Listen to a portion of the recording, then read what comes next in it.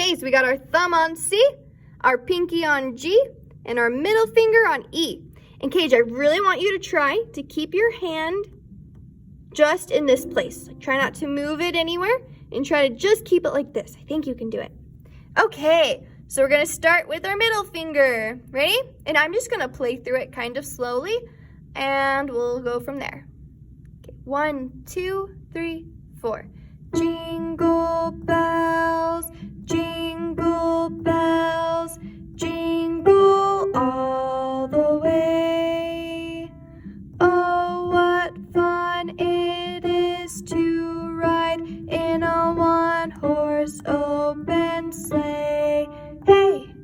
Jingle bells, jingle bells, jingle all the way. Oh, what fun it is to ride in a one-horse open sleigh. Okay, so there's Jingle Bells, and if you need it slower or explained or anything, just let me know, okay? Thanks, guys!